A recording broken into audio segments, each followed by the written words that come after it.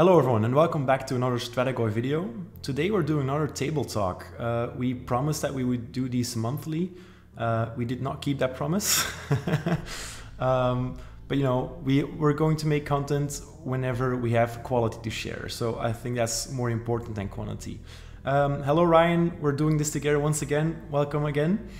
Yo, so hopefully, fingers crossed, we don't record it 3 times this time. Yes. Which we just did some quality control. I think we're on the right path. And as far as the monthly thing, I think that more had to do with timing, right? That it wasn't that we didn't have content. It was more that I was out in the States during the time that the battle tomes were released, and then. You know, I don't know. I feel like the timing was more of what was going on there. But anyway, we're here now, and I'm happy to keep this up monthly if it makes sense. So, yeah, Same. Cool. Hi, everyone. And as usual, for table talks, we approach this in a different manner than we do our usual videos.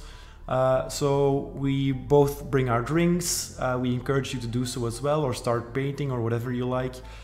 This is more of a casual chat video. But this time around, we're going to discuss certain topics that are near and dear to our hearts, namely Lumineth and Tzeentch, how they've been measuring up since they've been released, and especially how they measure up versus one another. And you know, as before, we're going to discuss certain different segments as well. So let's take a look at those segments. So first of all, we always start with touching base here, listen to what the other person has been up to. Then we'll move on to our Ask Us Anything segment. As before, you can drop your questions in the Discord there. So we picked some questions from that. Then we'll move on to our subject for this table talk, which is Lumineth and Disciples of Tzeentch. And then we'll finish off with some closing thoughts. A quick question for you. I've noticed that sometimes you write Disciples of Tzeentch as DOTZ instead of just DOT. Is there a particular reason for that? Do you feel like the TZ is inextricably linked? And for correct pronunciation, like if you see a T, does it not feel like it should make a Z sound? No, I think I typed DOTZ instead of DOT because dots in my head are damaged over time.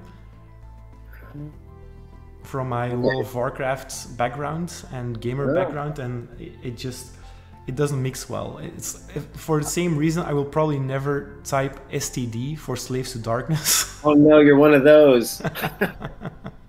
You're one of those. Vince calls them Slaves 2 Dark or Slaves 2D, S2D all the time. I'm like, oh, this doesn't sound good. I just call them slaves. Look, at the end of the day, you can't come out of that book with anything that's PC. All right, that's true. That's true. Slaves. Like, well, you can't just casually talk about slaves and hope that a normal. It's like when you're playing Magic the Gathering and you're like, I've got a white deck, or I've got a black deck or something. It just doesn't sound good. You got to know the context. So, for me, it's STD all the way. But I get it. I get it. It's just a little bit weird. That's all. It's a little bit weird. Okay. Anyway, Ryan, let's move on. What's up? I am, as I think I mentioned last time, in between my recent degree program and looking for work, and I just had my first job interview the other day, and I've finally gotten off my butt and have started trying to get that rolling.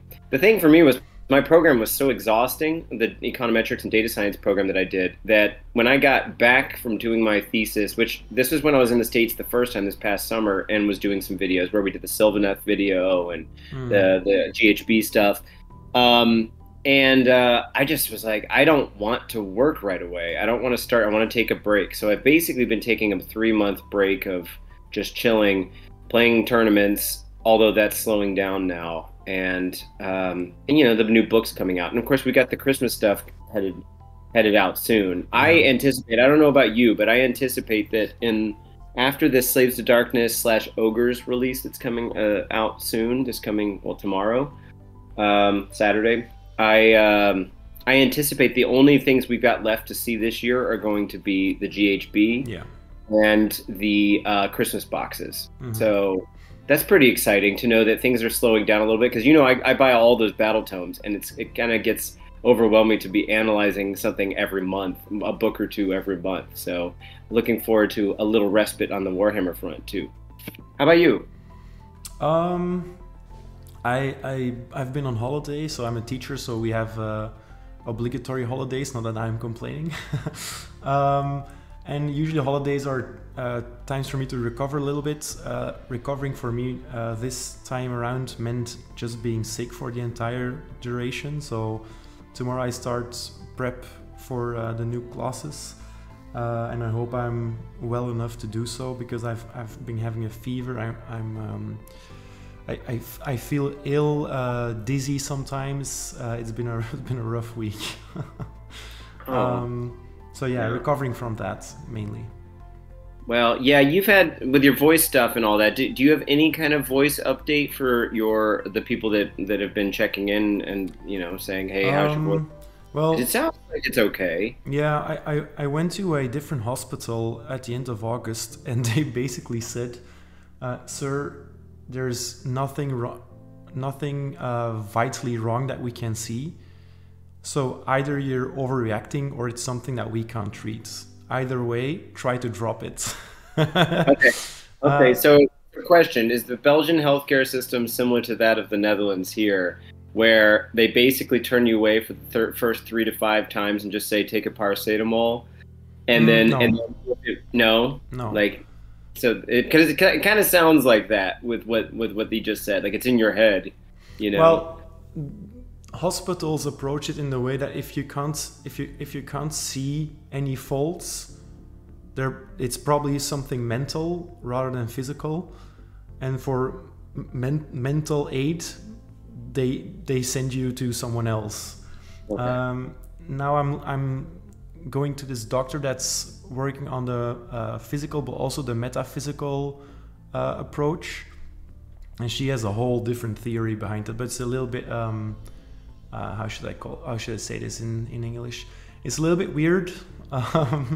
It's homeopathic, a lot of it, so you have to be willing to believe in that a little bit. At this point, I'm willing to try anything to get it fixed. Sure. For me personally or professionally, it just means I've learned to shut up more. Yeah. Which is a valuable lesson in and of itself. Yeah. It has also helped, to be honest, that I've reduced the amount of videos that I've put out in the last couple of weeks. Yeah. Because I think that kind of weighed on my voice as well. I do feel bad a little bit about that, because it sometimes feels like I'm neglecting the channel. But then, I rather produce quality content every now and then than a burst of high quantity, but then, break down halfway through the process. Well, maybe this is a segue to something else that's worth talking about for us, but the channel is not doing badly at all. No, definitely not. The last video, the Lumineth video, has 3.1k views, and that was mostly before it got mentioned on Warhammer Weekly again by Tyler. Thanks to Tyler. Yes, thank you. And things are going well. So, and I feel like we still I really enjoyed doing that video with Siegfried. That was cool. So yeah, honestly, and I've got more stuff coming out too. It took me a second to kind of figure out how I wanted to do the graphs for that last D6 video, but I got some more of those coming. And then we should probably, do some more. I'll do some more Settlers Gain stuff or whatever, some relevant stuff. But yeah, I don't think you should worry too much about it. Take care of your voice. No one's rushing you on anything, and I'm happy to keep contributing until I get a job and have less time to do such things. But yeah, let's dive into our second subject here, the Warhammer projects. So it's just that last time we did a table talk, I had this entire schedule of plans for the channel.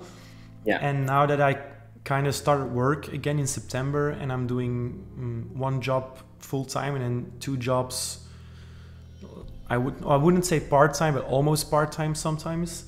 So it's become a little bit too much to keep up the pace that I really wanted to keep up, because when I started this channel, I had a dream about it becoming the next big Warhammer channel, at least for certain subjects. I've kind of been how should I say this? I still have that dream somewhat, but I've become more realistic, and the channel is something that's very dear and precious to me, as are the viewers, especially the ones that we connect with in the Discord. I really like the community that we've built and the stuff that we put out. But I know that when we made that first Table Talk, my mindset was more focused on the amount of videos and getting one video out every week, whereas now I approach it in a way where I think, okay, I want to make that specific video today or this week, I'll get to it, and not the other way around where I need to produce something every week. And you're a massive help in that regard, because you produce a lot of content as well, so we can kind of swap workloads, I guess. Sure. Yeah. Yeah. I mean, I don't think they're mutually exclusive. The idea that we have to keep putting out stuff. We either have to put stuff out, or you can have a successful channel. Yeah. I actually think we do have a successful channel. I do as well. Yeah. And I think, yeah, more content's good, but it's not your job. So let's just keep it being fun. And I think it'll all work out once I think your work-life balance stuff figures itself out a little bit more too. Mm-hmm. And then mine's going to go the opposite direction. You know, I'm going to get busy. So I think we're all good. I think we're on the right path. And I'm really proud of what your channel has done over the past, not even year yet. Do you know when the very first video was published? Because we're approaching the 1 year. Actually, no. Maybe I should check, because I think you're right. We're approaching the 1 year. Yeah. Yeah. So yeah, that'll have to be, maybe that's a Table Talk, the 1 year. For sure. For sure. Yeah. Yeah. Okay. Let's talk some other Warhammer projects. You've been working on your 3 birds, I think. Yeah. Actually, I've got one right here. So I don't know if people have seen I'm not a good painter, but I'll grab a couple of the birds. I've actually got a 4th one on the way in the mail. So this is my first Lord of Change. Here he is. He looks pretty stereotypical, purple, blue, and that's kind of a theme for my demons. And then, on some random whim, I decided I was going to paint, because I love red, white, and blue just in general. I decided I was going to paint my Kairos like this, and it became my Team America bird. So every time I summoned him at the tournament, I would say, which bird do you want? Do you want the normal one? Or do you want Team America? Fuck yeah! And then, there was at least one French guy that was like, oh no, I could not possibly do America. And I was like, well, technically it's the colors of your flag too. He's like, no, but you said he's American. And I was like, okay, fine. Anyway, so here's the 3rd bird. This is, as you know, the Magnus model. Got yet to paint this guy. Took the Magnus model, put a different head on him, awesome, and put some extra things. Yeah, it's super good. And he's basically, this guy did not skip leg day. You can see there's the legs on this bird, and this bird's legs are chonky. This guy would make a good meal. Unfortunately, you can't make a super good melee version of a Lord of Change. Someone was saying the other day, hey, but they hit pretty hard in combat, right? And I'm like, no. You can make a slightly better melee version, but that's not what you're doing with them. And then I've got a 4th one that I ordered from One Page Rules. They've got their 3D printed version of an exalted greater demon or whatever of Tzeentch. So I've got that bird coming, and I've seen the model painted. He looks good. So I'll have my total of 4. And it's worth pointing out, you can definitely get 4 birds out now. It's definitely a thing. I had Kairos in my list, and then summoned 3 birds by turn 3 against a Lumineth list where I killed all of the wizards by turn 2. So he wasn't even helping me getting the summoning points. So it's it's pretty. So they're all getting like +4 to cast Unbind and Dispel. Did you just throw up in your mouth? Everything about those last 5 sentences disgusts me, right? The thing is, I still don't think this is going to be the list. The list I'm taking this coming tournament is brutal. Yeah, let's talk about it when we reach the topic of Tzeentch and Lumineth. And one last thing real quick. They just released, I don't know if you've seen the Slaves to Darkness, those spoilers, but I finally got my Mutalith Vortex Beast. Oh, yeah? here in the box. I think I might even do 2 at 185 a piece.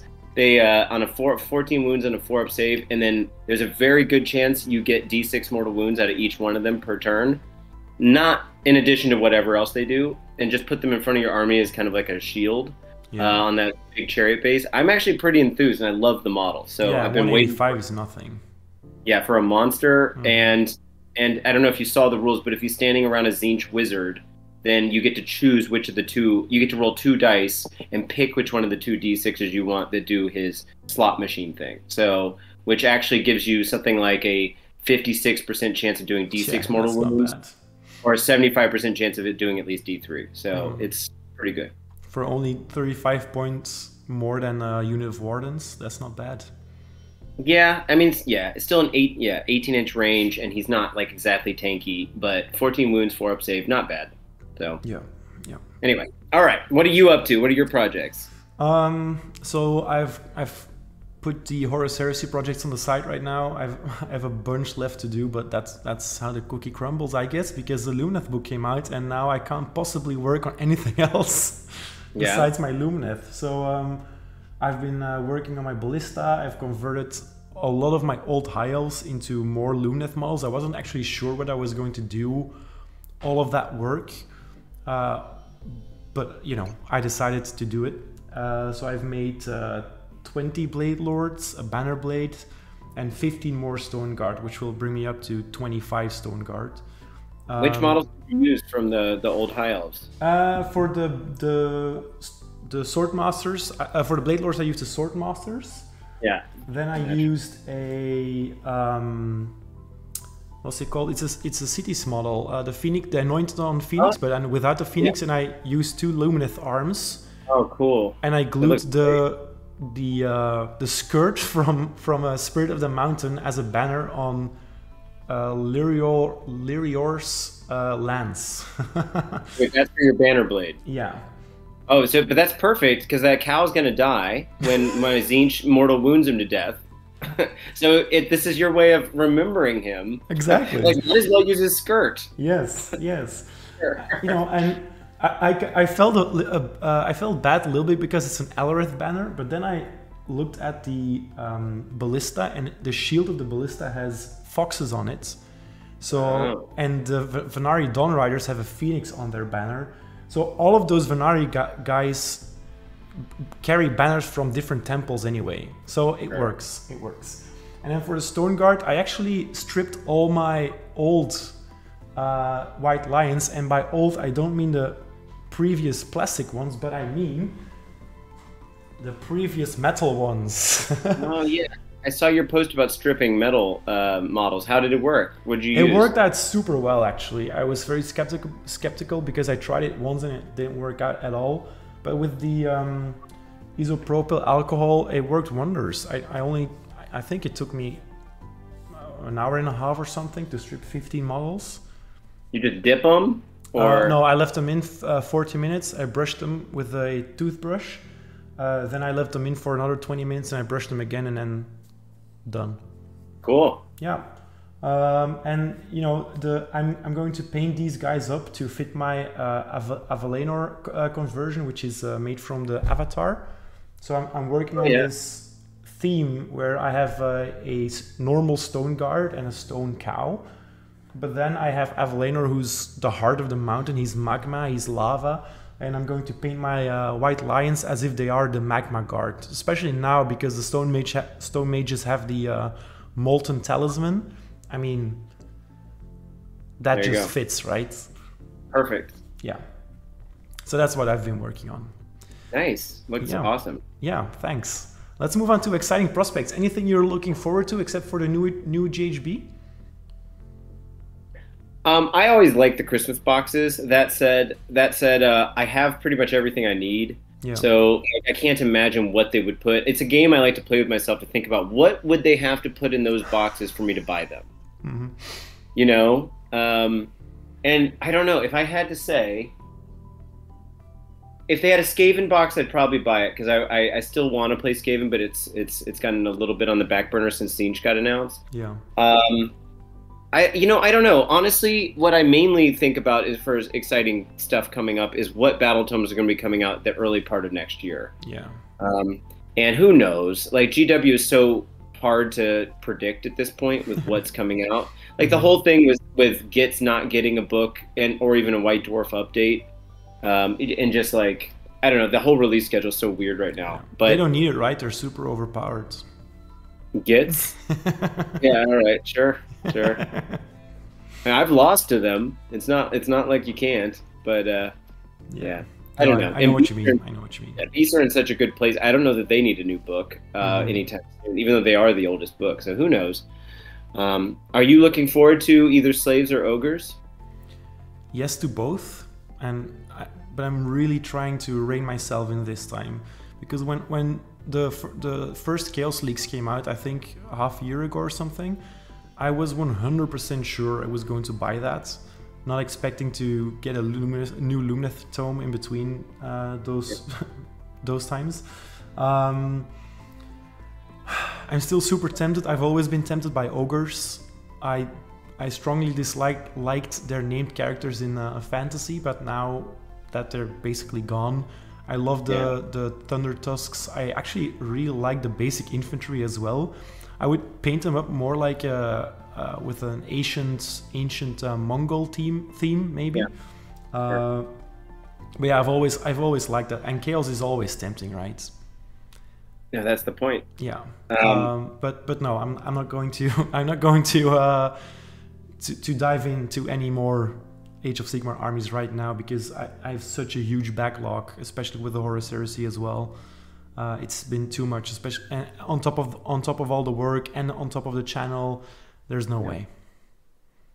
Did you hear what GW's already said about the Slaves to Darkness box, the limited edition book box? Oh no, I didn't. No. It's got a Demon Prince, 3 Ogre Theridons, and 10 Chaos Chosen in it, and plus the book. First off, I prefer the regular versions of the books because I have a collection. So I'm going to get the box, but I'm going to try to sell the limited edition one and just not write in it and wait till the red one comes out. But here's the thing, is they said, I think this is directly due to the whole Leagues of Votann kind of fiasco, but in 40K, but they said at GW events, this battle tome will not be legal until the red version comes out. And we won't update the rules in the app until the red version comes out. Oh, Jesus. Which means you're getting it for the book, I guess, just so you have a hard copy of the rules, but you can't officially use them at GW tournaments. The question is, I think at friendly games anyone will say yes, you can use it, right? Of course. The reason they're doing that is because they don't want there to be a paywall for people to see the War Scrolls. So, or, that you have to buy this book. You can't buy the book independently, which is weird because then there was the Kronspine paywall. You had to buy that box until they finally released the Kronspine separately. Blah, blah, blah. I don't know. I don't really get it, but it is what it is. Back when the Lumineth box, because it was the same kind of deal when the book came in the Lumineth box, when that occurred, how would you feel if, okay, I've been waiting for High Elves for so long, they're finally releasing this army. Granted, it's not quite the same thing because Slaves already has a full-fledged army that you can use, but you can't use any of the rules at tournaments until we release the other book, and that was 3 months later that other book came out. How would you feel about that? Do you feel like that's good policy, or? Honestly, I would just release the standard book alongside the box set, because most people will still want that box set for the value.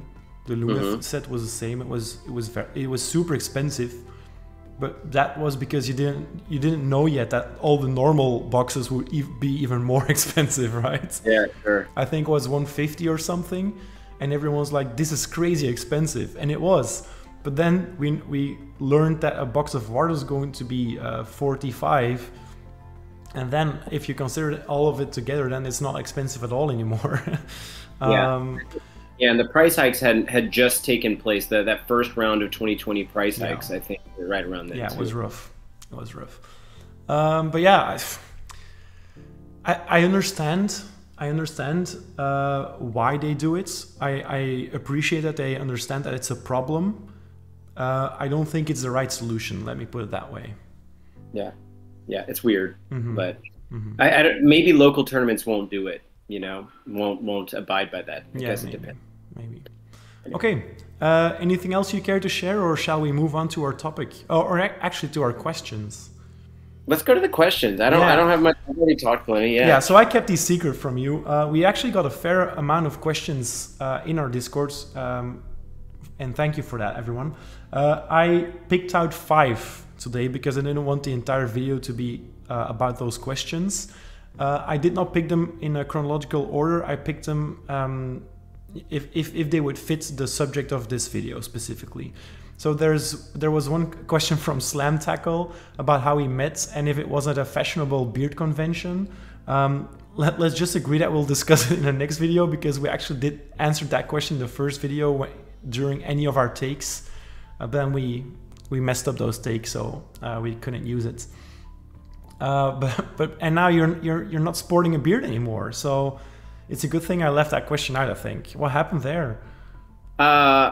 At the last big tournament I played was the teams tournament. My team there was a costume contest. This was like a month and a half ago. And my team wanted to go there's a Dutch TV show you're probably aware of called New Kids. It was also a movie, New Kids Turbo. Yeah. And it's about like trashy Southern, like techno loving, whatever hardstyle loving. It's pretty bad. So it's basically like Trailer Park Boys in North America. But so anyway, I shaved down to a mustache for that tournament, and then had this like jumpsuit on. And then for Halloween, in between time, I grew it all back. And then for Halloween, just a couple days ago, I shaved back down to the mustache and put the outfit back on. Let's see if I could show you a photo real quick. Of what I looked like only a couple days ago. Here's me as Rickert Beemans. I don't know if that's coming through okay, but with just the mustache. So anyway, I tried to do my best Brabants accent without actually knowing what the hell any of them are saying. Yeah. Anyway, and of course, to be fair, this is the Dutch version of Brabant, not the Flemish version of Brabant. Yeah. Which I think is a little different, right? It is. Yeah. Yes. So that's why that's gone. So, but this is growing back as fast as possible. Yeah. Okay. So Slam Tackle, we're saving up that question specifically till Ryan has his beard back. Okay. All right, Ryan. Let's move on to questions. The first one is from Siegfried, our good friend Siegfried, who did the last Lumineth video with us, and he actually asked a question that was very interesting, I thought, because this is mostly, pointing to you, I feel. Are you guys planning on taking part in any big or small tournaments this season? So you just mentioned that the season is kind of coming to an end, but you still got 1 to go or more? If you count February as this season, I got 3 more to go in the near future. This coming, like literally a couple days from now, is a 1-dayer in Eindhoven, where I'm taking my Eternal Conflag list. And I'm the only Tzeentch player, which shocks me. I have a very high win record with this list to date, and Nick thinks there's a good chance I might actually pull out the whole thing. If I get just the right matchups, I do think this is the best chance I've ever had to win a tournament. The list is brutal, but and it wins very fast, which I don't usually do. Yeah. It wins like 20-0 kind of thing. Jesus.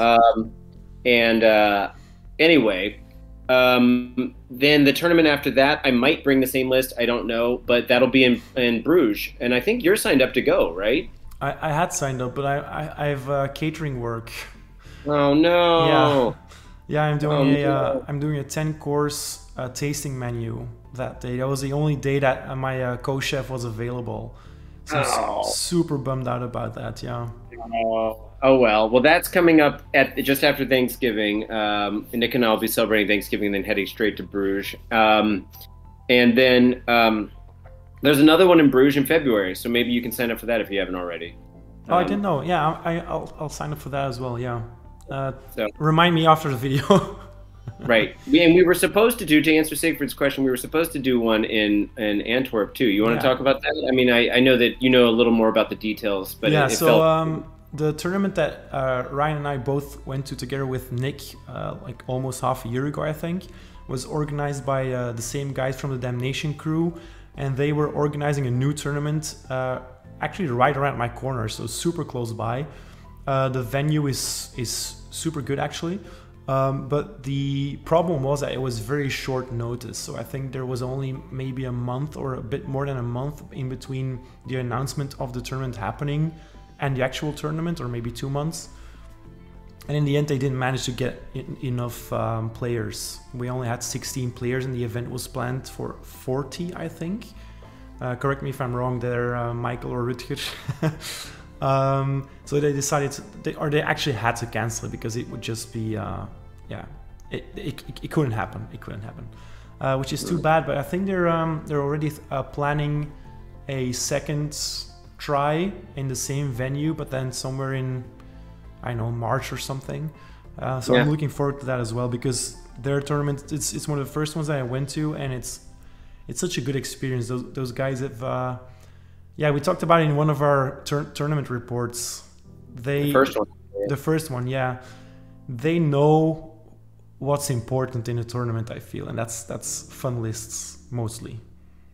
Yeah, it was a good time, and that was a bummer that it didn't happen. But I just gotten back from the States, so I didn't mind having a little time to decompress a bit. But it was, I definitely would like to jump on one of those sooner than later. Yeah. So. Yeah. Okay. Next question. Thanks, by the way, Siegfried. A question for you, Ryan, from Slam Tackle. How much does your data science background affect your gameplay, such as in the armies you choose to play? Amazing question. Amazing question. It definitely impacts, and I haven't seen these questions, so it definitely impacts my list building and where I kind of steer the armies. But I would also say that I typically don't like playing. There's enough of a Timmy Johnny in me that, wants. So Timmy is more likes to just have things be fun and work out and get to play with your toys. If you play Gargants, you want to actually see them do Garganty things. There's enough of that version of me, and then the Johnny stuff is more of you want to be creative with your list building and see your plans come to fruition, which is one of the reasons I think Tzeentch is such a good fit for me. And Cities is a good fit for me too, because it's so nichey, and it has so many different little corner cases you can do. But the problem is sometimes the statistics tells you have to use this unit, this unit, this unit for efficiency's sake, and that's more of a spike kind of thing where you want to win at all costs and you don't really care.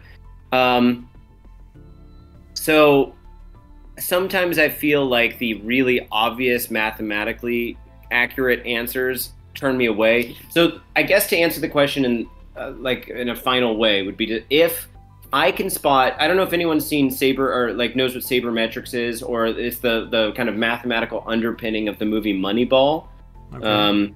Where you don't have to know American baseball. You just have to know that essentially what they tried to do was to pick better players in baseball, like in, I think, world soccer, world football. You can pay for better players, and there's no cap on who can pay however much. Yeah. So they needed a new way to find players that were efficient, but they were going under the radar because people weren't looking in the right places to find these mathematical things. So they applied some formulas to things and ended up making a season-winning team out of cheap players.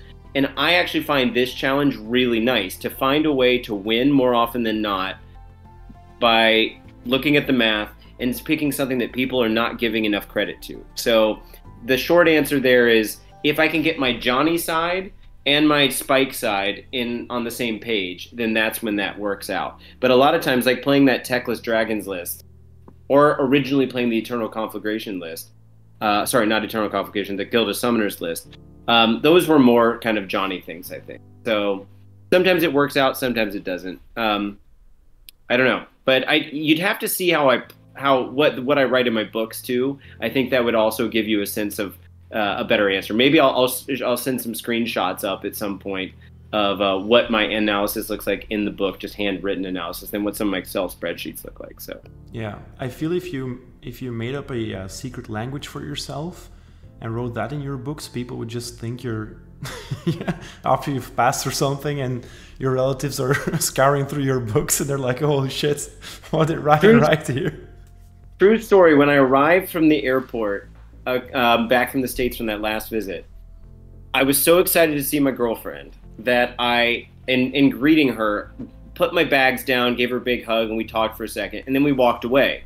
And it wasn't until 20 minutes later that I found out that I'd left one of my bags there. And so this is at the airport. So we came back, and there were guards with AK-47s huddled around my bag. They'd already checked the inside of it. And so I needed to prove that I wasn't a terrorist or didn't leave a bomb in there. So I had to tell them everything that was in my book. And my girlfriend likes to make a joke that one of the books was the old Disciples of Tzeentch book.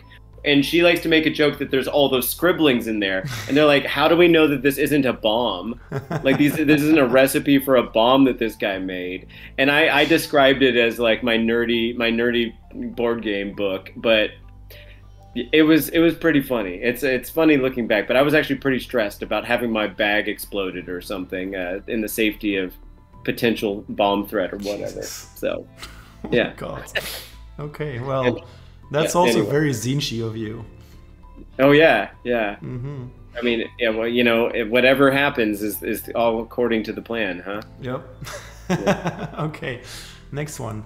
Right. From Niva, a question to myself. As a history teacher, how do you consider sacrificing cavalry to protect your archers? Oh God. I saw this question and I was like, I really need to answer this, but also it hurts to answer this. As a history teacher, I hate it. As a person, I also hate it.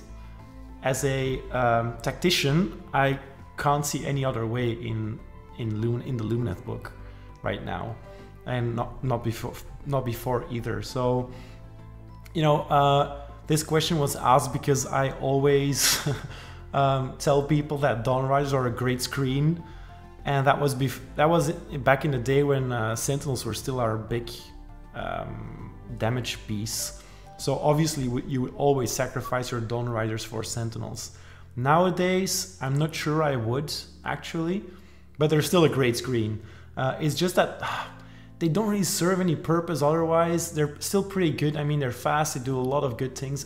That's not what I'm saying. It's just that they should be a hammer piece and they're not. And it's so obviously because the book is still not complete. So as of right now, I feel bad about it, but it's the best tactical decision that you can make at times. So okay, wait, I will do it. Historically, what would people do? Well, the cavalry still hit first, right, or flanked, or whatever. Like it depends really. If you say historically, obviously history is very large. So there were times in history when cavalry in a fight wasn't even a thing. So horses were used to transport people from one battle to another, but they were not used in the battle because a horse is just way too valuable to waste in a battle. You know, together with your armaments, it usually was the same price as a house. But you know, if you're referring to medieval times where they were used as shock cavalry, for example, the archers were usually people that had little to no skill. Obviously, that depended on what kind of army you were from and what kind of weapons you were using. But to shoot an arrow, there was very little skill involved. So they usually gave it to peasants or to people that were less trained. They put them in front. They wore no armor at all, or mostly no armor, because that's just cheaper. They shoot their arrows in the sky, so there's always lofted shots, never aim, because that's not a thing in medieval battles, or not usually at least. And then when they're done and they're going to get hit by the opponent's force, they just move back in the ranks or they die. Either way. But I don't think there's actually a real example where cavalry would be used to screen off an army. You either send in your cavalry if you're very confident that you would just overrun your opponent straight away, or you send them in from the flanks to destroy the flanks from your opponent's army. But I guess the real answer is it would be regular infantrymen that would block the archers. Yes. Like, yeah. So, you know, to be honest, archers usually, if you have time to prepare, they would put up spikes, then the archers, then the infantrymen, and when the opponent's army closes in, the archers move back and the infantry moves forward. But you would start off your archers usually on the front lines, because there's obviously no teleport and no dragons to get into your front lines in turn 1 in a medieval battle. While we're on the same topic, how do you feel about friendly fire? Because that's not a thing in Warhammer or in Age of Sigmar, that you can't do friendly. Because obviously, once your infantrymen get engaged with the opponent's army, you can't shoot into them, at least not ethically. So yeah, I mean, you can even shoot into combat in Age of Sigmar, which is crazy to me personally. I think if they wanna nerf shooting, that's one thing I would do. But hey, that transforms the game completely, obviously. How do I feel about it? I mean, it's not fun, if that's what you mean. I mean, I guess compared to the historical nature of it, because people probably it would happen for sure. 100% it would happen. Just shoot into your own army and just say screw it. Yeah, definitely. Yep. Okay. Even though these guys aren't very accurate at all. Yeah, they are not accurate, so it would happen either way. Obviously, they're trying not to hit their guys, but it's not like when you see a big villain in a historical or a wannabe historical movie ordering his troops to shoot in his own forces. It's just that, you know, if let's say I'm battling a unit of armored men-at-arms, and they're fighting against a peasant mob that I put up against them, obviously I'm shooting into that, because as many of those men-at-arms as I can kill, that's worth it in the end. It's very bad for morale, though. Let me tell you that. Sure, just don't tell them about it until they're dead. Yeah, just don't. Yeah. I mean, they won't know. They won't know. Yeah. Okay, so moving on, we have got a question from Cobb. If you could pick one army to be able to ally with Lumineth, what would it be? I think we can both answer this question, actually, because you don't play Lumineth, but you do collect them and you know what they do. This question was actually asked before the new book, so we hadn't received the new ally choices. But knowing what we know now, is there any army that you will add on top of what we already have now? So, I mean, I guess we should assume that it can only be order armies, because that's a tradition that hasn't been broken yet. So that gives us Seraphon, Daughters of Cain. Or no, you can't say Daughters now. Yeah, we can. Seraphon's cities, Fire Slayers, KO. That's it, right? Am I missing something? No, because there are 9 order armies. Lumineth is one of them, so there's 8 other armies, and we already have 4 allies. Well, so you're missing one, and I think that's the only one that I could possibly see added on top of what you already have, and that's cities. Or did you name that one? I just said it. It might not have come through. Okay. Yeah, cities. Let's see. Personally, I think Seraphon would be better. I think Seraphon, especially with the way the Slann work, or just if you needed some screens, there's plenty of stuff you could bring in. The Bastildons would be great. Some anti-demon tech there with the solar engine or whatever it is. I feel like Seraphon, but that's partly because Seraphon's so overtuned, even without their rules, the battle traits. Flavor-wise, I think bringing cities in to get the High Elves back would be really cool, to get like the Phoenix Guard. Yeah. And that would be really neat. Put that -1 to wound in there with the flames, the Frostheart Phoenix. Yep. That seems like it would be pretty cool. Or just getting all the rest of the elves in. It's weird that they're not, honestly. I agree. But if I had to say, I think of the choices that you do have, Stormcast is the best one to throw back in. Like Idoneth's fun. You've been thinking about that for a while. Daughters, whatever. And then Sylvaneth, whatever. But I really think at the end of the day, Stormcast brings the most diversity and the tankiness that maybe like some of the more fragile. Put some protectors in there and just put them in front of your wardens. I don't know. Those are my probably top 3 choices. The one that we do actually have, and the 2 that. Yeah, we do have Stormcast as well, but just to be clear. That's what I mean. Yeah. Oh yeah, so Stormcast on top of cities and Seraphon. That's what you mean? Yeah. Okay. Yeah. Personally, I would add cities, if we were to interpret the question as an ally that we didn't have already, you know, even if it's only the elves, they've done that before in previous books where they said cities but only Duardin, for example.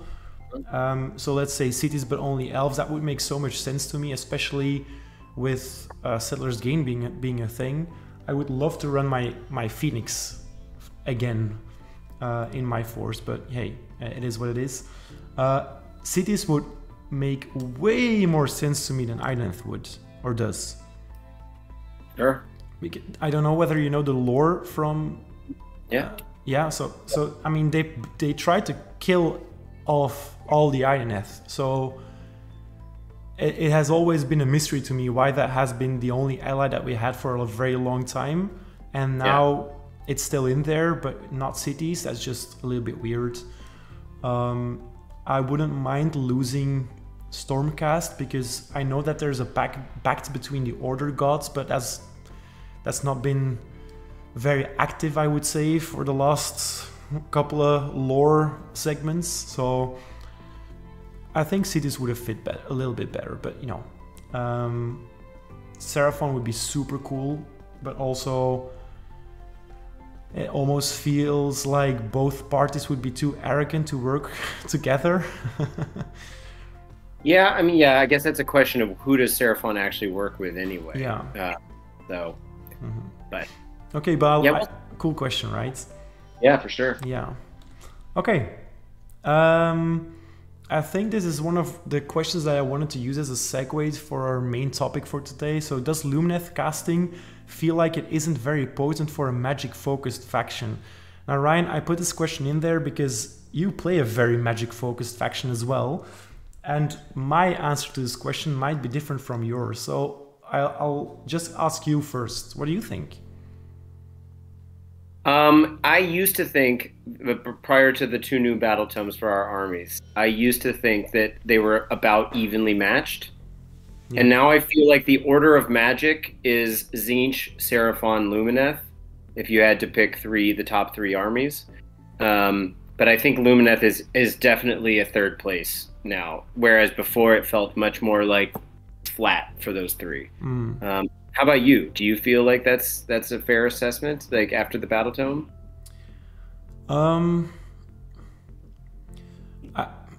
To be honest, I've never felt like Lumineth is very magic potent unless I'm playing with Teclis, and then you're just dominating.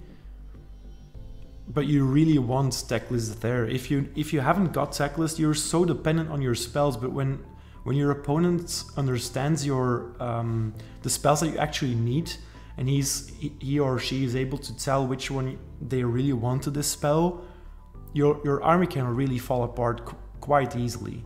I played against Michael's Tzeentch force, and my entire force was kind of built on the idea of having Speed of Hish, which is often a thing, I think, in Lumineth, unless you're playing Alarith, where Speed of Hish is still very useful, but you're also fine with just standing there. But if you have a Venari force, you can't wait anymore now, because Sentinels just don't cover all your bases anymore. So you really need that movement game. And if some people just take away that movement from you with better magic, your main strength kind of falls apart, I feel. And that's mainly because Lumineth is magically buffed, while Tzeentch is magically damaging. If that makes any sense? Yeah, sure. I mean, Tzeentch got more defensive with its magic in the new battle tome and less mortal woundy. But still very mortal woundy. Plenty, yeah. And actually some of our spells got the like Arcane Suggestion is just crazy. The one that you love so much. Yeah. It's kind of an auto take. I think one of the things that made Lumineth feel so magic heavy even without Teclis was that you had so many units that count as wizards, and also what Sidetrack was bringing, plus the bubble that was generated by the shrine, and I like all those things kind of in combination. What Power of Hish can do, you know, how it's a spell, it goes way further than the Kyric Acolytes version of their buff spell. Yeah. You know, so, but I mean, to me, like, it's good that Lumineth sits more in kind of like a magic plus. You're more paladin-like, right? Is that the Yeah. right D&D reference? That you've Yeah, got the that's magic cool. I plus. love that. I love that reference. Yeah.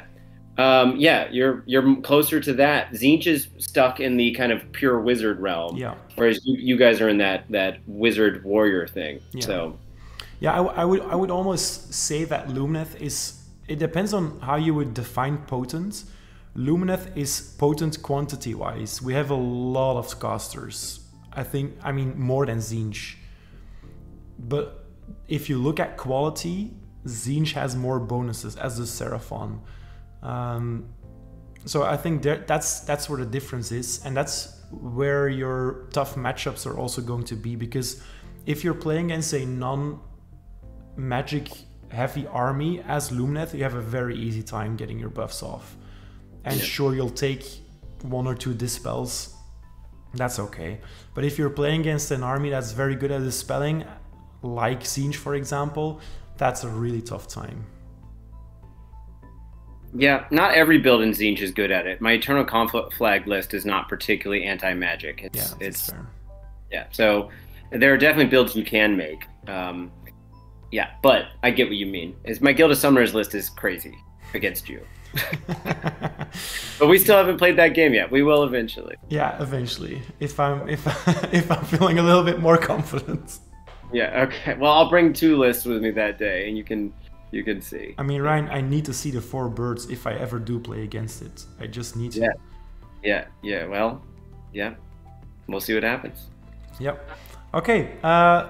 With that being said, I thought that was a really great segue to our actual topic for today. We're talking Lumineth and Tzeentch. We've already talked about it a fair bit, to be honest. You can really see what armies we both love. But both armies have been out for a little while now. There's been some response from the community. We've both had some experience now with the army itself and the games that we've played. So let's just talk about it. I put some talking topics down here. So the community response, strengths and weaknesses, matchups, expected win rate, and key units for competitive play. But there's no real order, so you can talk about it however you want. Okay. I haven't really followed the community response to the Tzeentch book. Have you, Ryan? I have a weird kind of perspective. For someone who likes to stay in the know, I also don't like to read people's lists. And I don't watch battle reports. And I will say, because the reason I don't do that is because it takes away some of my Johnny-ness. Yeah. If I see too much of other people's ideas, then I don't feel like I've come up with my own thing.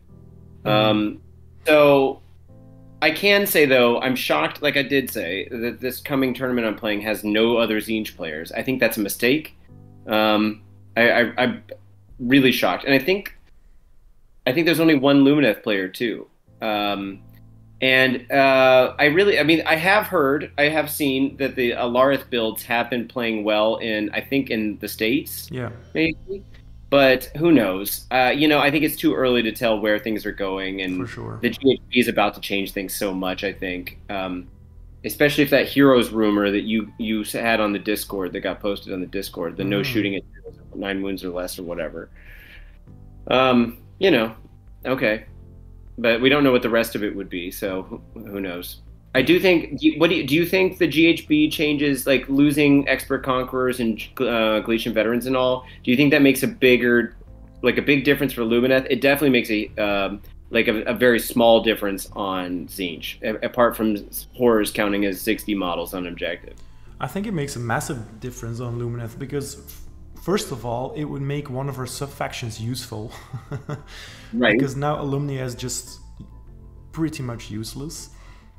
You can, obviously you can run it with Dawn Riders, and they also kind of stew, and they obviously count in Expert Conquerors. But if you're living in a world where other units can count as 3 models, you're not particularly keen on having Dawn Riders count as 2, right? So that would be fun. That finally makes sense to have in a book, that rule. I also think it would allow us to pull out more of our battle line that we've been hiding so feverishly the last 6 months. Sure. Yeah. Like, for example, I know this isn't on topic, but Cities of Sigmar is almost entirely comprised of Galician veterans for Yeah. battle line, and it makes you not want to play your army because the whole thing is just sitting there waiting to die. Yeah, this GHB has been terrible for cities. Yeah, like I played a Phoenix Guard list the other day and got a Zongor list, destroyed my Phoenix Guard my build, even though they have that 4+ ward save and 4+ save. Yeah. But they were bounty hunters, and just my unit exploded. So, oh well, you know. Yeah. So, I don't know, but yeah, about the Tzeentch Lumineth stuff as it stands right now, I feel like both are being underused and underappreciated. Like, I think that happens sometimes with a crazy amount of books coming out at the same time. Yes. Everyone's a little overwhelmed with how much there is and not sure which direction to go, right?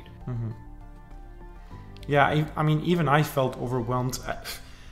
Back when we did the Sylvaneth review, I managed to stay on top of everything because I just didn't have much more going on in my life apart from the usual stuff.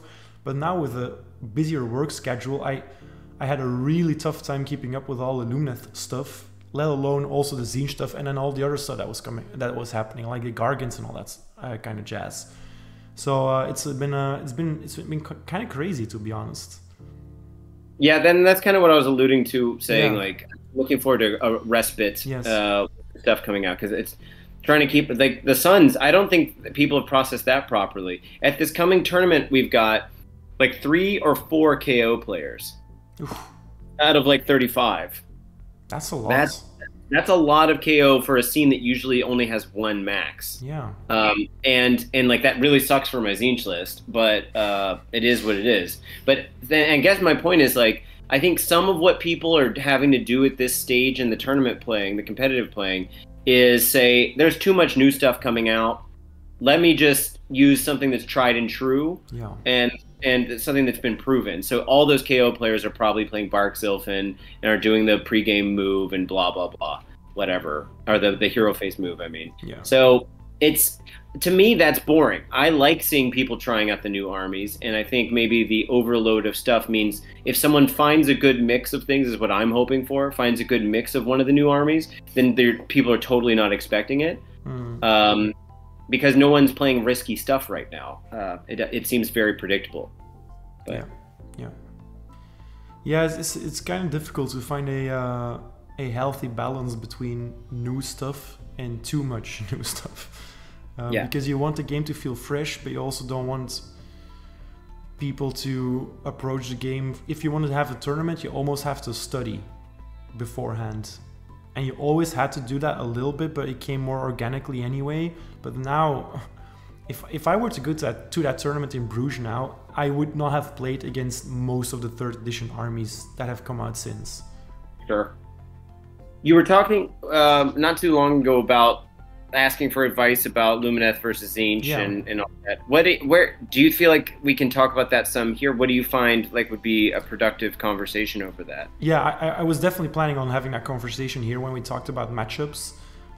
So that might be interesting to have that conversation after the strengths and weaknesses. Okay. We've obviously covered those strengths and weaknesses in our reviews, so let's not get into that too much.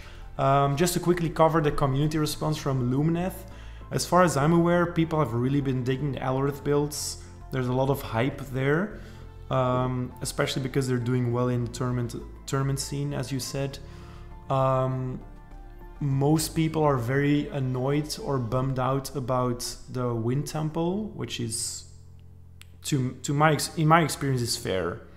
I don't understand how they made so many good 3rd edition books where all scrolls were valuable and viable, and then our book came out and they just killed 1/4 of our book with lazy rules removal and no other stuff to compensate. So wow, the my painkillers are running out. So yeah, that's the community response. But Quick note on that. I know, again, this goes back to the default setting of a Lumineth players being salty. Um, I, as someone who has been playing cities for a while, where so many of the units in that book Are useless. and are kind of, well, see that I don't lean that way. I lean more as what could we possibly see, what value could we possibly find in some of these things, and it's so easy to theory craft our way through what happens until we actually play them in a game. And I think a big part of it is just brute force playing things against people and seeing what sticks. And if people are just kind of like, well, I only have 5 games every 3 months that I play, I don't have time to try all those things. Fine, but that's why there's people like with my mindset, I guess, that are trying to play a million games and see what happens and see if that could be a thing. Like Scourge Runner Chariots in cities aren't known for being good, but then someone decided I'm going to play like a 12, 14 Scourge Runner Chariots list, and it turns out it's actually pretty solid. Yeah. And who would have risked buying that? They just lowered the price of Charybdises down to 135 for a Charybdis. That's 12 wounds on a 4-up save. I don't hate that build. You can make them battle line and take an unlimited number of them. I don't hate that build and just put something in Stormcast Strong behind them that's screened by these dumb Charybdises. I think it's a matter of trying some crazy things out. And I'm the one that built the Wind Temple list. I will play that list against you. And we will see what happens. I just don't get too down on it just yet. Is I guess what my little life coach type. Yeah, that's great advice. Yeah. Okay. Strengths and weaknesses. Let me quickly cover the Lumineth part here. I think they have remained mostly the same. We're very weak to any sort of damage, apart from playing Alrith, obviously. We're still very strong in the magic phase. We kind of lost our ranged damage edge, so that used to be one of our big strengths. Now I think we've kind of evolved to a place where we're even more control-y than before, because we don't have any delete buttons anymore. Maybe Avelenor a little bit, but still very much the army that has a solution to everything, and that thrives on weakening you rather than killing you and then winning in the end. I feel that's a fair summary. What do you think about Tzeentch?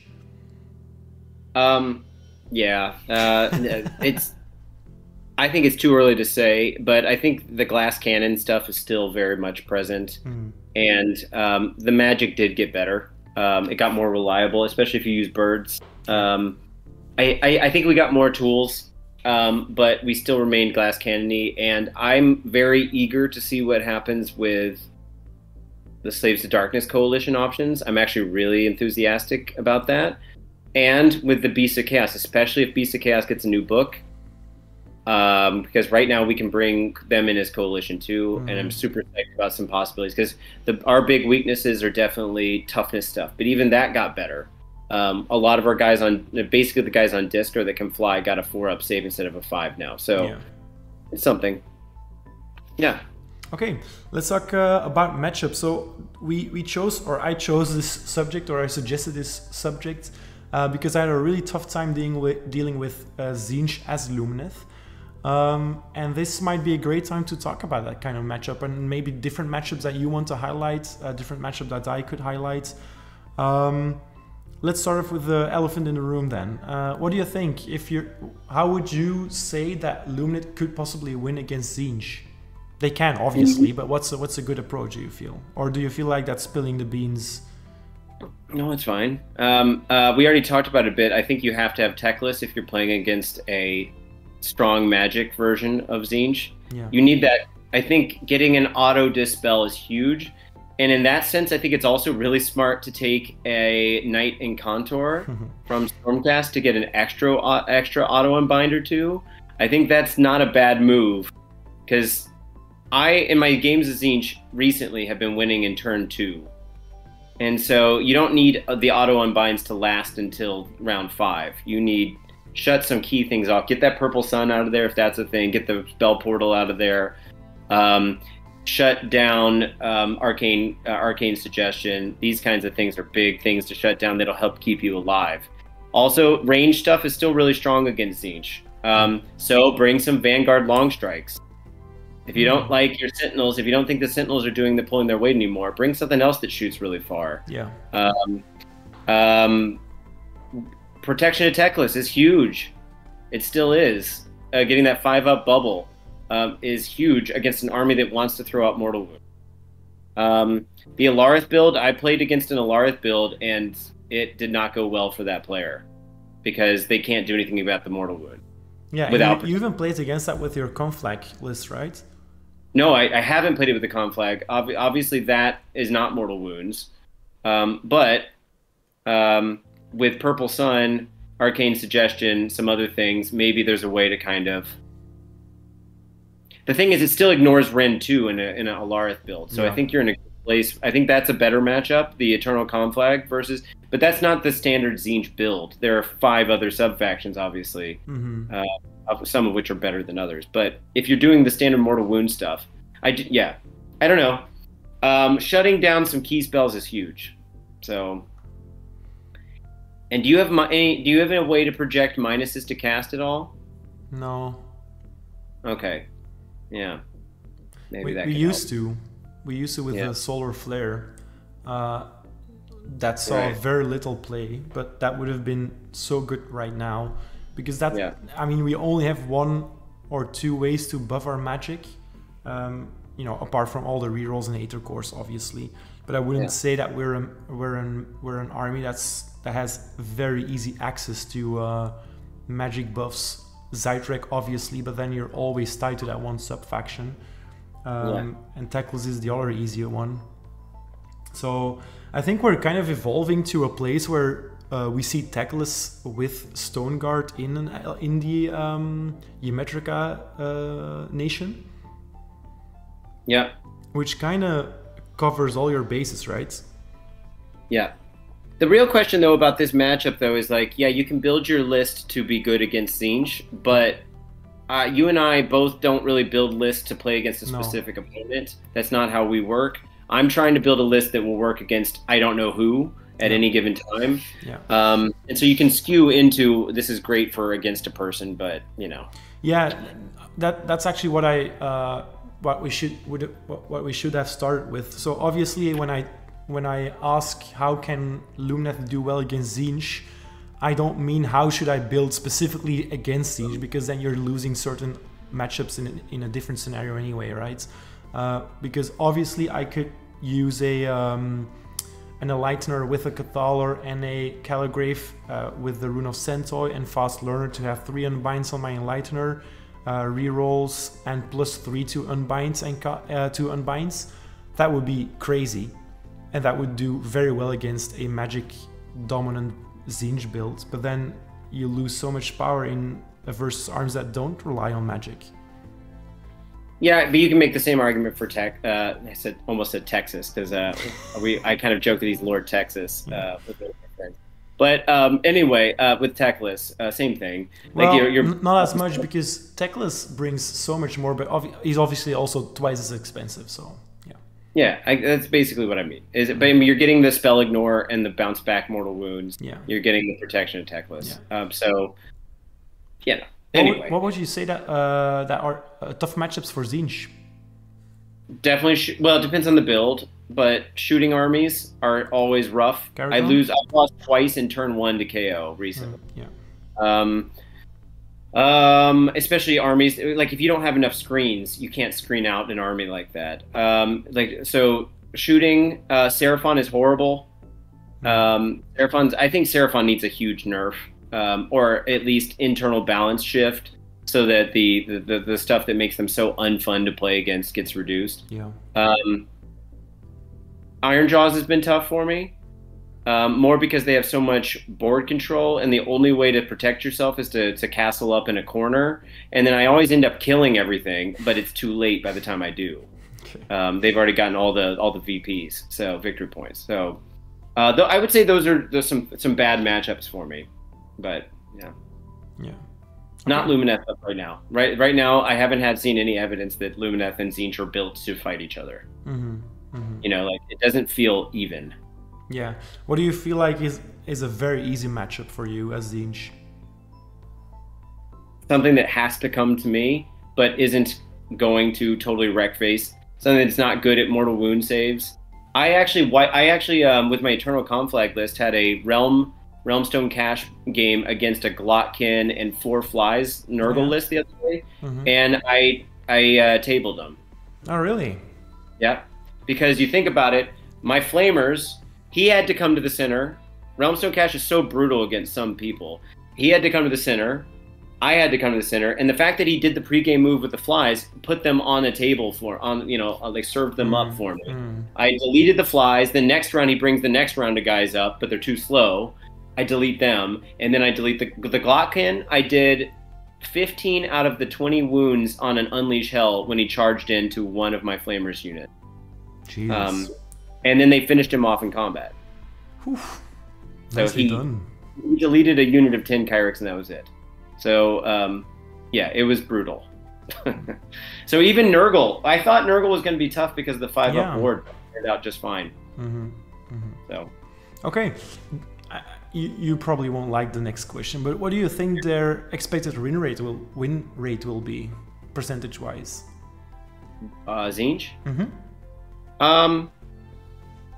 I don't think Tzeentch is for enough players that we're going to see it play out as much as it should. It might be picked up. I might be wrong, but I don't think Tzeentch is everyone's cup of tea. Yeah. And as such, the win rate might be high because of the selected kind of person playing, but I don't think we're going to see gross, like large amounts of people playing. I expect it could, if people end up leaning into very specific builds, could end up having a high enough win rate that GW feels like they have to nerf it back down a bit. But I don't think it's going to be super swingy. I don't think it's going to be Seraphon in terms of just RKO, where everyone's just kind of hating play against them. Because we're just not going to see enough players in the scene to make that palpable for everyone. Yeah. I think we're still going to see mostly melee armies in the game and shooting. And Tzeentch can be shooting, but again, not all of them are. What do you think for Lumineth? I think it'll probably be around a 50% win rate, maybe a little bit higher, depending on the new GHB. I feel like the current GHB hurt us as much as a GHB could. Unless they're releasing a GHB that hampers magic at some point, then we're really fucked. But I don't think, I can't really see any way that they would pull out the rug from under us even more. Not that they did, especially in the last one or anything, but it's just, I just want to say that I think it's going to get better. And I still feel like Lumineth is a force that has a lot of answers to very, very many problems. So, yeah. I think maybe it's the same thing. Is that neither of them are the kind of army that a million people play. You know, it's not Stormcast, it's not Iron Jaws, it's not Soulblight, it's not Nurgle, where a lot of people kind of dig it and like get into it for various reasons. I think these are niche-y type armies. Seraphon also, thankfully, is not the kind of army that everyone plays. So, you know, I think that always there's a kind of meta discussion around, is something so niche-y that it makes it like even Nick has a full Eternal Conflagration army. He just finished building it, and then after playing me for too many games, he's like, I don't want to play Tzeentch.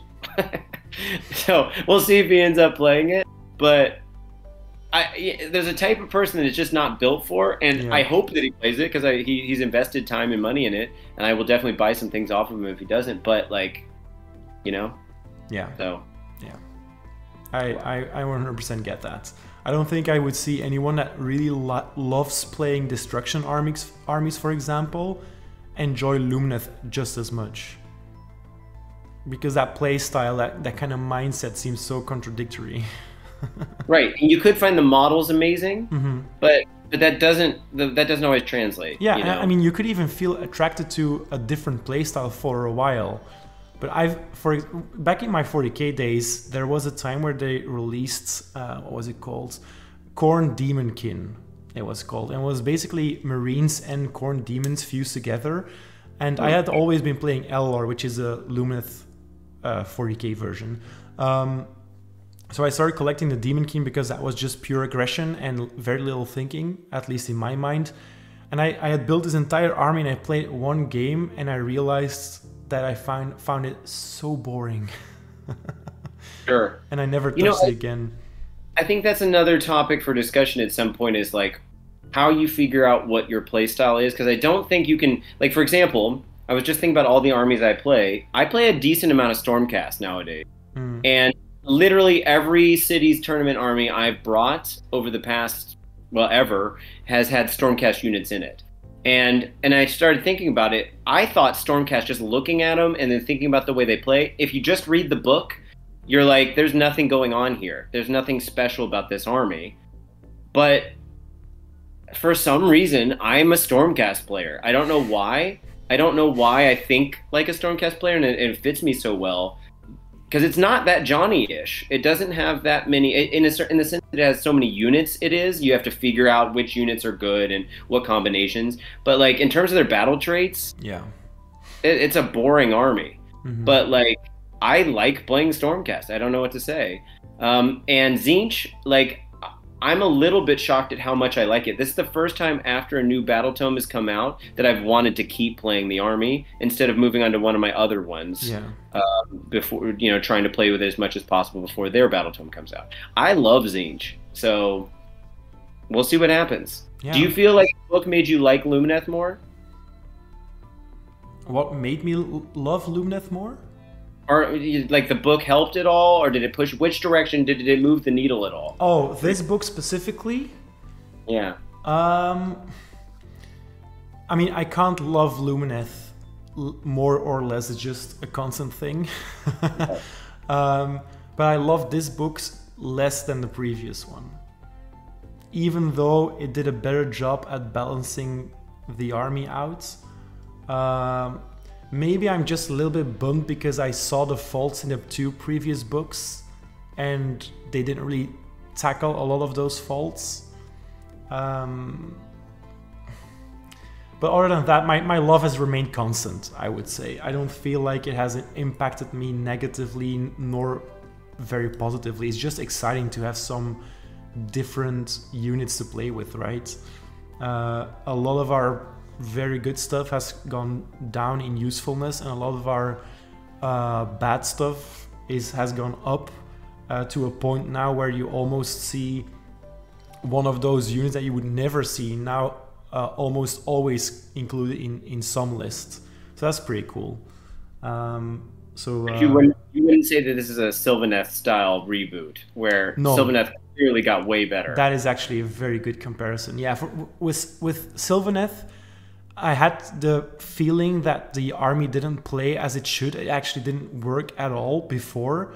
And then they released this new book and it just made sense. Yeah. It lore-wise, rule-wise, it was really, they hit the nail on the head there. And with Lumineth, they did all right when they were first released. And I think the problem that you'll always have with this army is if you read their lore, they're supposed to be superior in every aspect. And obviously you can't make it happen in rules because that would just be game breaking. We had that a little bit when the first book came out. And look where that got us, community feeling wise. So I think they did well toning a lot of things down a little bit. They're almost there.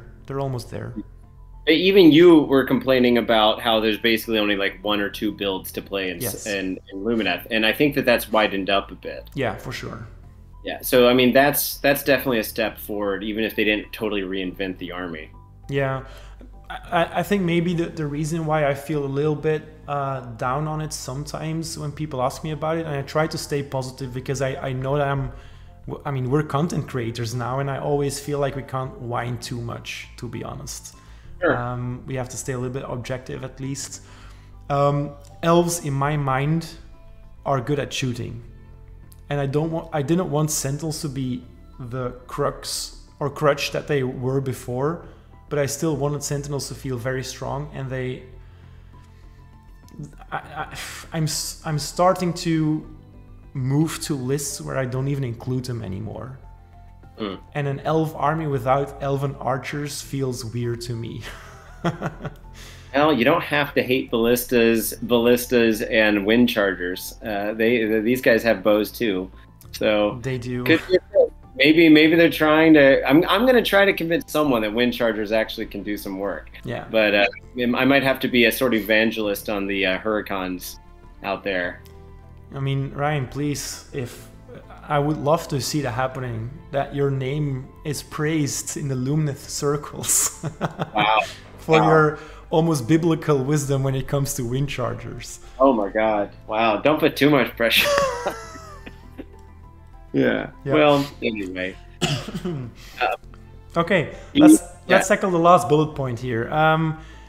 Key units for competitive play. Do you feel confident already to name a few for Tzeentch or no? 100%. Okay. You have to have an Arcanite general so that you can get the good command traits. Yes.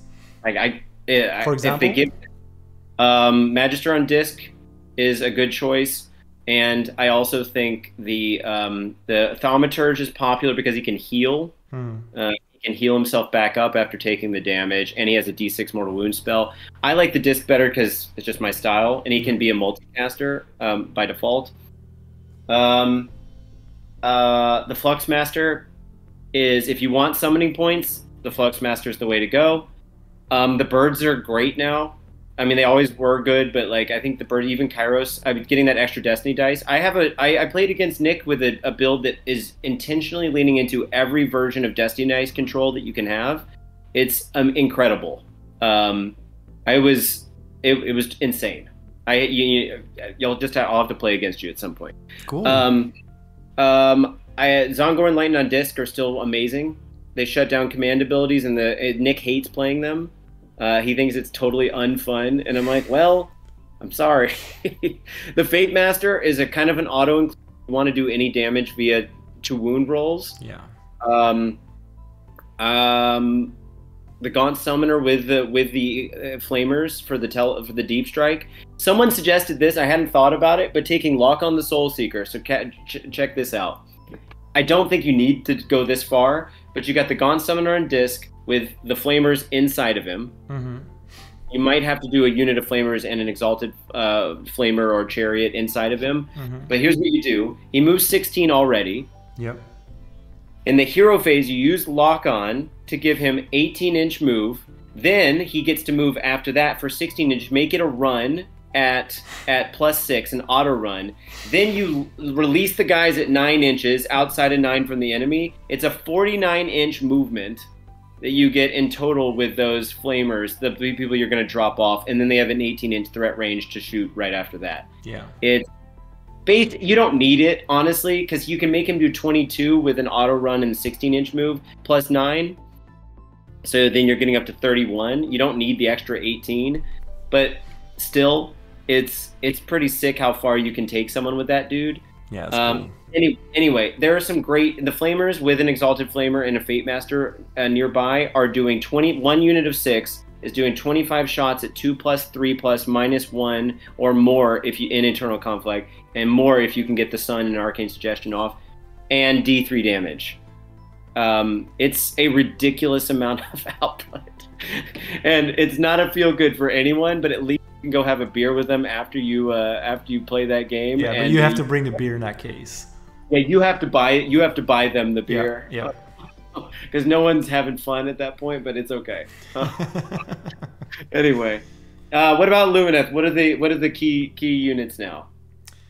I am very hesitant to name these. Let's put it this way: if I'm looking at the list that I'm seeing right now, people are really digging the Light of Eltharion. I'm still on the fence a little bit. I love that he's prevalent in a lot of lists because it's probably one of the most gorgeous models out there, design-wise especially. How they built that model is just amazing. Avalanor is super strong, and I would agree with that. He's very good in all lists, I think. The only downside to him is that you really need to bring a stone mage as well. So you're looking at almost 600 points for that one piece, because, you know, the stone mage in tandem with him. But such an amazing unit. He's so strong in melee. He has a -1 to hit bubble that affects units now rather than models in the previous book. He's quite tanky even outside of Geometrica, so very, very good. I would say the Enlightener, but honestly you don't really need her per se. And obviously Teclis still. At least if he knows all the spells, which I still expect him to know all the spells. But there's some naysayers at this point in time. Really? If we're not looking at heroes, Stoneguard maybe in certain lists. Blade Lords are very popular right now. Yeah. I mean, running a unit of 10 Blade Lords is amazing. I have to concur with that. In my game against Tzeentch, I just touched that guy that gives +1 to wound on the wound rolls. With 8 Blade Lords, I just rolled the perfect strikes. I rolled 8 2-ups, 8 mortal wounds straight off the bat. Nothing you can do against that. Yeah. So reliable, so reliable. And they can retain their Shining Company when they're charging, so that's really good. And you don't have to make him battle line in this GHB either. So I expect him to become even better when you can take him as battle line, because then you can just fill your list with these guys and still take other toys on top of that. So yeah, I dig it. Real quick on the FAQ, I know some people were like, the Tzeentch and Lumineth FAQ didn't address any of the issues. It's clearly a placeholder. Anyone that thinks it's the official response to the battle tomes is missing the point and not knowing how GW works. The battle tomes they're going to take a couple more weeks. It's just because the old FAQs were didn't hold anymore, because there were too many things in the old FAQs that applied to the old books. So this was just cleaning that up. It was just a maintenance thing. So I fully expect Lord Texas, Texas Toast to get his full knowledge of spells back. At least the lore of Hish. Maybe he won't know the rest of the two, but he's gonna get the lore of Hish back. Come on. Yeah. Can you imagine all the god models knowing a full lore, and then the god of magic not knowing a full lore? That's just crazy, guys. Come on. Yeah. Yeah. I really wish GW, because I don't know if you saw this too, but when they said that the new Slaves Battle Tome has a day 1 patch coming. Okay. Because they felt like telling us this time. I really wish they would, because they've got to know when they put something stupid in a book like that. Like, why not just make it a day 1 patch, so we don't all feel like we have to write it in, and just makes it better. Like, I know it's admitting fault, but like, okay, fine, you sent the battle tome away 6 months, 8 months ago to get printed. Fine, just, you've had time to think about it. You've had some beta testers. You've had people doing stuff. Just fix it day 1. Yeah. There's some obvious things for those. So. Yeah, I mean, just treat it as two separate FAQs, right? You've got the early release FAQ, where you have to tackle some obvious issues that were left in the book. And then you do a second FAQ for all the people that want to be very nitpicky with all the rules and the wording, right? Yeah. Honestly, I wish they would. I hate that they only have one real FAQ period, that if you don't get your question in on time, they might never address it ever. I really wish they were a little bit more inclined to like do continuous FAQ questions, just update one thing at a time as they come in. And just resolve everyone's question. Those questions, all of them, like, I don't know if you saw in the recent Battle Scroll updates, the recent FAQ answers, but a lot of them were so nichey that I was like, I have no idea what this is referring to or why it's clearing something up, but I'm glad that they did it. So clearly they do have it in them to clear up super nichey corner stuff. So. I mean, they've come a long way already from being almost completely silent on any community fronts to where they are now, which is a huge step up. Yeah. I think, you know, future-wise, all companies that have a big online community will have to evolve to a place that's almost akin to a online game community vibe. Let's take League of Legends for example. That game is not perfect. Obviously, you can literally patch that game and you can remove the mistakes from that game. But at least they reply quickly to problems, right? Yes, sure, that's a new job that you have to create, and yes, you have to pay those people. But as a whole, I think that would benefit the community so much if there was just a bigger focus from the company itself on the community that wants a book or a game, a full game that works on all fronts. They are already evolving in that regard a little bit when you look at the meta watch that they do.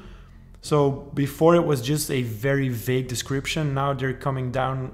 They're writing articles with statistics, and they've also started adding videos on top of that. So I think in the nearby future we'll probably see Games Workshop putting out videos like almost a bit like we do and other content creators do.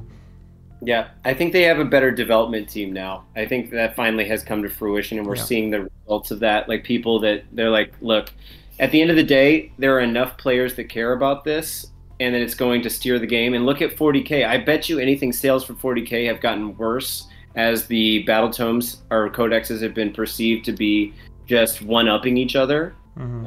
And then eventually that catches up with them. And eventually it is a financial decision to keep updating things in such a way that people feel like you care about the quality of the balance of the game. And you know, I definitely think it's heading in the right direction. So. Yeah. Okay.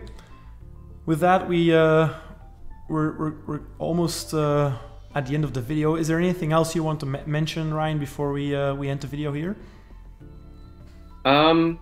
Future stuff that I've got is the Math Hammer, the 2 videos for the D6 video. So that's coming up. I'm almost ready to record the re-rolling ones and fails video, which is more intricate than I expected it to be. And then content-wise, for other things that we've got coming up, I definitely want to do some more. I definitely want to do the Settlers Gain stuff that I talked about. So let's jump on that sooner than later, I guess. I'll try to get on that. If you want to do a talk about it, we can. Or if you want me to just do a kind of overview for myself, I'm happy to do that too. So all right, I'd love to combine forces there. And also on the Lumineth Ally front, we actually made a video about that not so long ago. But this one will hold up for a longer time, I hope. Yeah, and we did Ideneth, of course. I'm particularly excited to talk about Stormcast.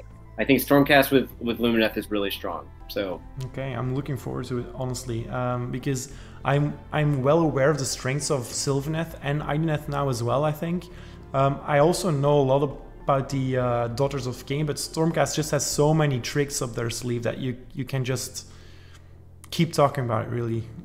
Right. That army's entire battle traits are on its war scrolls. Yes. And which is almost the case for Lumineth as well now, to be fair. Yeah, that's fair. Yeah. Yeah, from my side, I'm just very busy playtesting and working on it. I did consider putting out some strategy guides already, but I feel like we're still evolving too much to put out a guide that's going to last for a long period of time. And if you've been watching the Lumineth guides, you know that I always try to put in a little bit extra knowledge that you would normally not get from other armies that I make guides for, because I don't know them as well as I do for Lumineth. So when I put a Lumineth guide out, I really want to know, or I want to see the full picture before I make a guide on that. So that's an explanation why there hasn't been any guides yet so far. But keep an eye out. I'm fully intent on making some early December or half December at least. So I have some time to test out some more builds.